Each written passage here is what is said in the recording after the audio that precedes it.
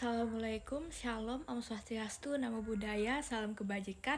Sebelumnya saya ingin mengucapkan terima kasih untuk dosen pengampu saya di mata kuliah Arbitrase dan Alternatif Penyelesaian Sengketa, Dr. Zuleha Mulyani, SHMH, yang telah memberikan kesempatan untuk saya dapat mempresentasikan hasil dari tugas saya. Dalam video ini saya akan mempresentasikan hasil dari tugas saya tentang pelaksanaan putusan arbitrase. Pertama-tama mari kita mengenal apa itu arbitrase. Arbitrase adalah salah satu lembaga penyelesaian sengketa di luar pengadilan yang berkembang sejak abad ke-18. Saat ini mempunyai peranan yang sangat penting dalam menyelesaikan sengketa, bukan hanya dalam hal-hal sengketa perdagangan seperti jual beli, akan tetapi juga dalam sengketa keperdataan lainnya.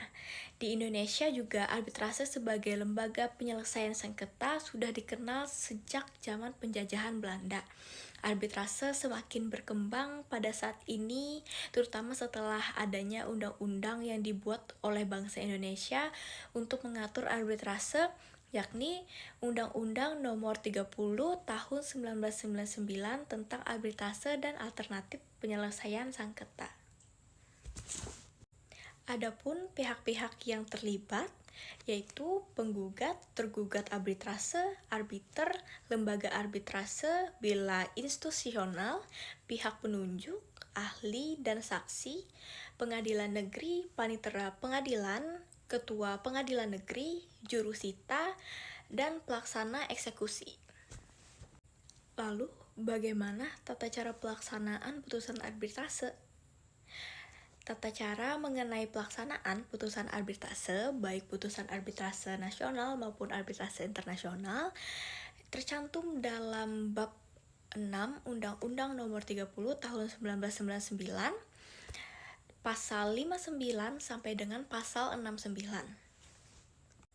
Dalam pasal 59 Undang-Undang Nomor 30 Tahun 1999 dikatakan bahwa ayat 1, dalam waktu paling lama 30 hari terhitung sejak tanggal putusan diucapkan, lembaran asli atau salinan otentik putusan arbitrase diserahkan dan didaftarkan oleh arbiter atau kuasanya kepada panitera pengadilan negeri. Ayat 2, penyerahan dan pendaftaran sebagaimana dimaksud dalam ayat 1 dilakukan dengan pencatatan dan penandatanganan pada bagian akhir atau pinggir putusan oleh panitera pengadilan negeri dan arbiter atau kuasanya yang menyerahkan, dan catatan tersebut merupakan akta penyerahan. Ayat 3, arbiter atau kuasanya wajib menyerahkan putusan dan lembar asli pengangkatannya sebagai arbiter atau salinan otentiknya kepada panitera pengadilan negeri. Ayat 4, tidak dipenuhi ketentuan sebagaimana dimaksud dalam ayat 1, berakibat putusan arbitrase tidak dapat dilaksanakan. Ayat 5, semua biaya berhubungan dengan pembuatan akta pendaftaran dibebankan kepada para pihak. Lalu sebenarnya apa sih hambatannya? Ya, sebenarnya pelaksanaan putusan arbitrase itu adalah sukarela. Artinya bahwa para pihak yang kalah harus melaksanakan putusan tersebut secara sukarela tanpa upaya paksa dari para pengadilan. Terus apa hambatannya? Ya, jadi hambatannya sering juga putusan arbitrase itu tidak dipatuhi oleh para pihak, khususnya pihak yang kalah, sehingga dibutuhkan bantuan pengadilan. Lalu kalau misalnya pihak yang kalah tidak melaksanakan secara sukarela, apa solusinya? Ya, solusinya adalah mendaftarkan putusan ke pengadilan untuk minta bantuan tindakan eksekusi, atau kata lainnya adalah pelaksanaan putusan arbitrase. Hal ini dilakukan apabila tidak ada kesukarelaan dari pihak yang kalah. Terus bagaimana cara minta pengadilan bantu dalam pelaksanaan putusan arbitrase? Berdasarkan Undang-Undang Nomor 30 Tahun 1999, tahapan pelaksana putusan arbitrase nasional, pertama, pendaftaran putusan, yaitu arbiter atau kuasanya menyerahkan lembaran asli salinan otentik putusan dan surat pengangkatan arbiter kepada panitera pengadilan negeri dalam jangka 30 hari sejak putusan diucapkan. Panitera mencatat, menandatangani, dan membuat akta pendaftaran.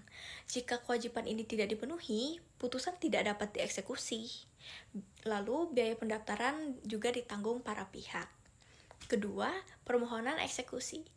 Bila putusan tidak dilaksanakan secara sukarela, salah satu pihak mengajukan permohonan eksekusi kepada Ketua Pengadilan Negeri setempat. Lalu Ketua Pengadilan Negeri mengeluarkan penetapan permohonan dan dalam 30 hari melakukan pemeriksaan formal, yaitu pertama, keberadaan klausul arbitrase dan kewenangan arbiter dalam pasal 4 dan 5. Kedua, kesesuaian dengan nilai kesusilaan dan ketertiban umum. Lalu, jika terpenuhi, Ketua Pengadilan Negeri mengabulkan dan menerbitkan perintah eksekusi. Namun jika tidak, permohonan ditolak tanpa upaya hukum lanjutan, yaitu banding atau kasasi. Dalam pemeriksaan, hakim tidak menilai isi putusan arbitrase. Jadi hakim tidak berfokus pada apa isi putusan arbitrase. Lalu yang ketiga, pelaksanaan eksekusi. Perintah eksekusi dicantumkan pada lembar asli dan salinan putusan. Eksekusi itu mengikuti mekanisme eksekusi putusan perdata berkekuatan hukum tetap. Lalu pelaksanaan konkret, penyitaan, lelang, pemindahan hak dilakukan oleh panitera atau jurusita di bawah pimpinan Ketua Pengadilan Negeri sesuai penetapan. Dengan demikian, putusan arbitrase nasional yang telah didaftarkan dan mendapat penetapan eksekusi Ketua Pengadilan Negeri diperlakukan secara setara dengan putusan perdata yang berkekuatan hukum tetap. Sepanjang proses ini terpenuhi, pelaksanaan putusan arbitrase bersifat cepat dan final tanpa adanya mekanisme peradilan biasa, yaitu banding ataupun kasasi bagi para pihak dalam pasal 60. Lalu, apakah pendaftaran ini bersifat wajib? Jawabannya tentu saja tidak. Karena kalau kita mencermati ketentuan pembuat undang-undang ini bermaksud membuat ketentuan yang sifatnya opsional bukan wajib. Artinya dalam waktu 30 hari sejak putusan dibuat harus didaftarkan oleh arbiter atau kuasa yang ditunjuk oleh arbiter. Sebagai konsekuensinya, putusan arbitrase tersebut tidak dapat dieksekusi dengan bantuan pengadilan negeri apabila pendaftaran putusan tidak dilakukan dalam kurun waktu 30 hari setelah putusan dibuat. Oleh karena itu, sebenarnya tidak ada relevansi mendaftarkan suatu putusan apabila putusan tersebut langsung dilaksanakan oleh para pihak dengan sukarela, segera atau sebelum 30 hari setelah putusan dibuat. Demikian penjelasan saya mengenai pelaksanaan putusan arbitrase, dan di penghujung video ini saya ingin mengucapkan terima kasih yang sebesar-besarnya untuk Ibu dosen pengampu Dr. Mulyani Zaleha, SHMH, dan sangat besar harapan saya presentasi saya ini dapat diterima dengan baik oleh Ibu dosen, dan saya izin pamit, dan apabila ada kesalahan dan hilap saya sangat-sangat mohon maaf.